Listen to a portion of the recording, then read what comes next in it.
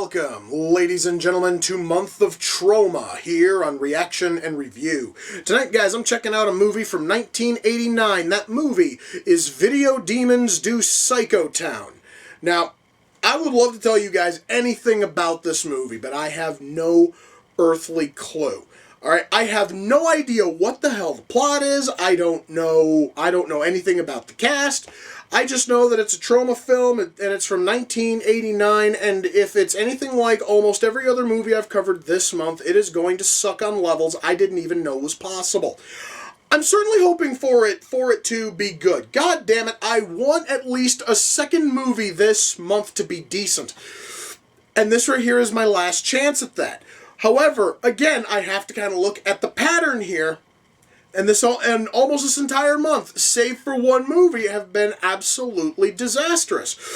So I have a funny feeling, and I have a deep fear that this thing is going to get tossed, is going to get tossed onto the pile with everything else I've covered. But the only way I'm going to find out if this thing has any kind of redeeming value at all is if I shut up and I push play, and I'm going to do that right now. So, without further ado, it's time to kick back, relax, and check out Video Demons Do Psychotown.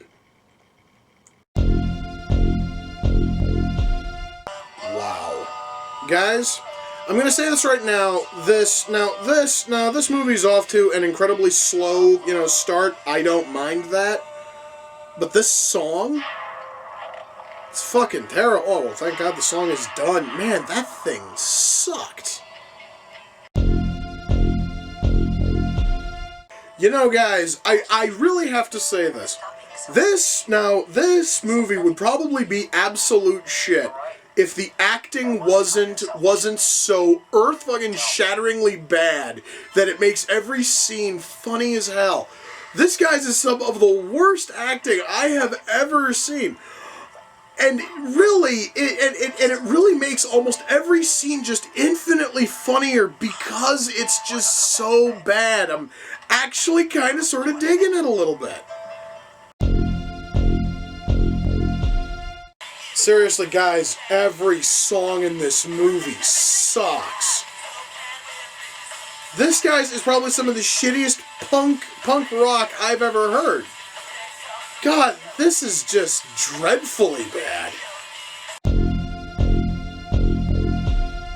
You know, guys, I can totally see this movie is trying. It really is trying to make a good movie out of this. And it has a story that is kind of sort of serviceable. I just sort of wish that I wish two things. I wish that the dialogue wasn't this flat and lifeless, and I kind of sort of wish the acting wasn't this just absolutely horrendous.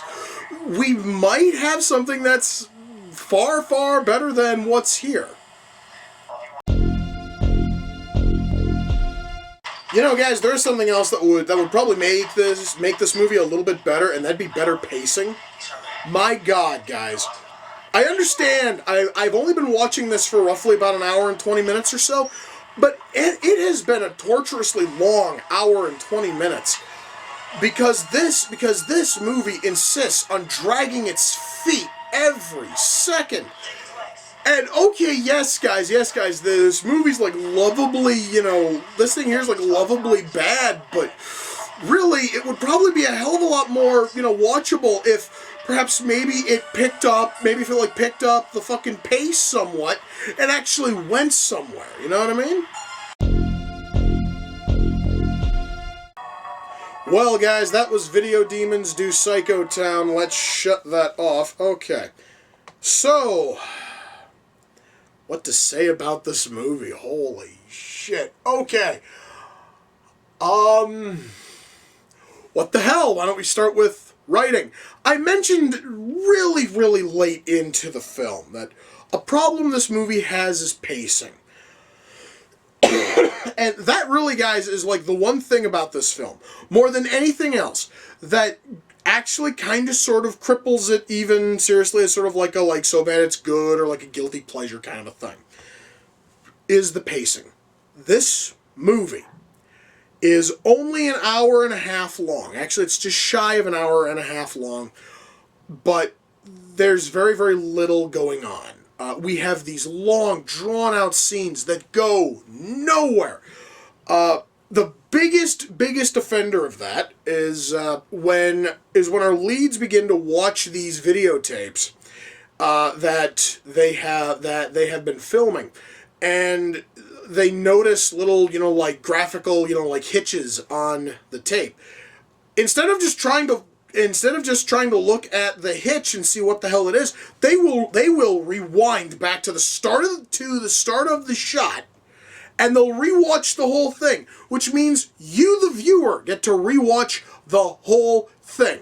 I'm going to walk you through one of these. So we have a shot of a handyman, and he's sitting there, and he's sitting there like tightening up. He's sitting there like tightening up a screw. He then grabs a beer can out of nowhere, knocks it back. He then looks over at one of the leads and says that it'll be a $30, that it will cost $30 for what he just did here. And then he tries to explain about the previous homeowner being killed somewhere, and then the graphical hitch hits. You would think they would just cut to him mentioning the person dying, and then we see the graphical hitch. No, it always rewinds back to him tightening that fucking screw, magically grabbing that beer can out of nowhere, chugging it back, and then demanding $30. It always starts with that, and you're forced to watch that clip at least 4 times. All right? And this, guys, is one of many of these things where all of them are sitting down and they are watching these tapes. And instead of just trying to find the one oddball patch, they will go right back to the start of the shot, and you're forced to watch the entire thing again. Which is probably like the lamest way of padding out a film possible. And if they would have trimmed all of that down to something a little bit more reasonable, this movie would probably be about 5, if not 10 minutes shorter.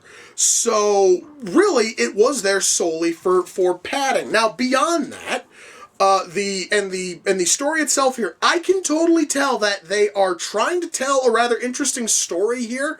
But whomever wrote this has no idea how to properly tell the story. So we have this small town. The small town is full of psychics and palm readers and mediums and mystics. And they, for whatever reason, are petrified of this one woman, because she apparently has latent psychic powers and is getting visions from this house that her and her boyfriend are filming for a college project. And she's getting visions of the previous homeowner's death, except everything's all like garbled and weird, and she's somehow able to imprint these visions on these videotapes. Now, the people in the town are not after the tapes. They just want to kill her, apparently because of her latent vision power. I don't totally understand why. I also don't know why instead of her visions just plopping onto the tapes in full, they just basically start off as like graphical hitches, and then they slowly grow like a fungus until there's something there you can actually watch. I do not understand any of that. The movie makes zero effort to try to actually explain why any of that happens, because it seriously, guys, is everything from fucking like spirits are just putting the footage on there, or she somehow is putting it on there because of her brain waves. Like, they basically give you like 2, maybe 3, possibly 4 different theories, and they never cash in on any of them. And it's going to leave you just absolutely just, puzzled as to why the hell this town full of psychics and mediums and shit are so petrified of this one woman whose powers have barely fucking manifested, and she can barely get like coherent visions. It's weird, and it doesn't make a lick of sense. And that, guys, is probably the biggest issue here, is that the writing really doesn't make a whole lot of sense, and it takes forever and goes nowhere. It really is just, guys, that I can totally see a story here, a really promising, really interesting story. Except between us and that good story is this absolutely colossally just this absolutely like colossally thick wall of idiotic bullshit and terrible writing that stops us from actually getting to that good story.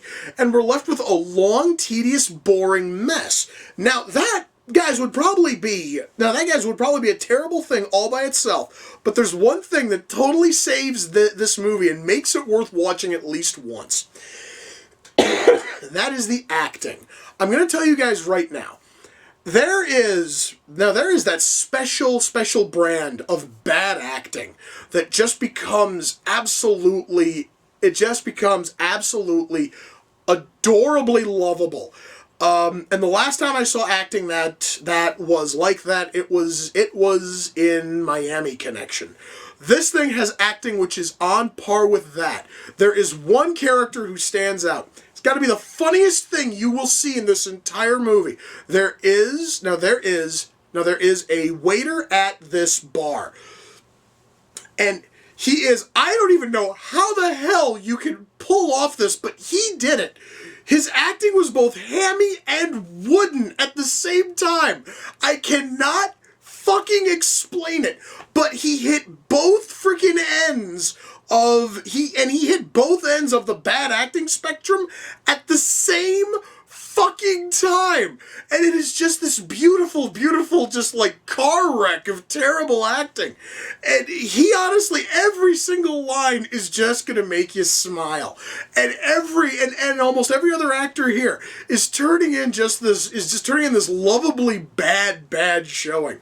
And guys, I'm going to tell you right now, the one thing I think that really kind of salvages it is that you can tell that the cast, bless them, are trying their absolute hardest to turn in a reasonable showing, and instead we get this absolute we get this like laughably bad acting, which seriously then takes this incredibly thick and terribly written script and almost makes it fucking watchable. The only thing that kills it again is the pacing. The pacing is going to absolutely ruin this for most. Now beyond that, let's see. Camera work here is really solid. Our lighting here is great. The sound mix is usually good. There actually are a couple of scenes where you're getting a mountain of background noise and it's drowning out everything else. Now there thankfully is no dialogue in those couple of scenes. It's just things such as like, well, our killer who wears a fucking poncho is basically taking out a possible victim, and the whole time you're barely able to hear the music, you're barely able to hear anything else over the sound of this poncho rustling, and it must have been rustling directly under the boom mic because it comes off so loud, and they didn't bother to fix it, which actually kind of makes that scene almost as funny as the fucking waiter at the bar. I swear to God, he honestly is like the crowning moment of this film. His acting is that bad. Anyway, so yeah, guys, sound mix here is normally really solid, except for, well, scenes such as, well, the one where the poncho is rustling and it's drowning out everything else in the fucking shot. But thankfully, those are very rare. I mean, so really, guys, beyond maybe like a very small number of shots, the sound mix here is good. Gore. There really, guys, is not a whole lot of blood here, and there's really not a whole lot of gore. Most of it is done really well, except for one shot, or rather one scene, and it is one victim who is stabbed in the gut. The problem is that the blood changes color and thickness between angles. So we basically have the camera pulled in, basically pulled in on this guy's gut, and then the knife comes out, and what is clearly bright red paint is basically just oozing out of the knife wound. And then we cut to a shot of the ground, and the blood is supposed to be, dripping on the ground, except it doesn't look like blood. It just kind of sort of looks like somebody took a glass of took a glass of cranberry juice and just started to, like flick it out there. So we have bright, bright red blood here and almost purple blood by the time it hits the frickin' ground. And it just looks funny. It looks funny as hell. It is one of the few actual shots of blood and gore which this movie has, and they bungle it so badly it actually is kind of funny. So yeah, guys, ultimately I can kind of sort of recommend this thing, specifically just solely though, guys, as a fucking guilty pleasure. This movie is in no way good. Okay, I will never in my lifetime ever say that Video Demons Do, Psychotown is good. But it is certainly worth, checking it out. And the plus side is, you guys honestly don't have to be a fool like me and bought this and actually buy the DVD. Troma has put this movie, as well as tons of others, on their YouTube channel, and I actually am going to link you guys to this. Please go over there, check it out, and just you guys have got to see this thing. It is just that cheesy. It is just that cheesy. It is that stupid. It is that poorly written that guys, I guarantee you seriously are going to at least you guys are going to at least smile at just exactly how bad a whole lot of this movie is. My God, guys, you know what? I seriously had these horrible fears of this thing being just another terrible movie I could throw on to the pile of garbage I've watched this month. But guess what, guys? This one here was so bad I actually kind of liked it. Now, I honestly am not sure if I'm ever going to watch it a second time. I might, maybe in like 3 years. But really, guys, it is totally worth at least seeing once. And that, guys, is solely if for no other reason than to simply laugh at how terrible every single scene is. Anyway, guys, with that, we come to the close of another reaction and review. Until next time, ladies and gentlemen, take care, and I will see you all in the near future. Peace.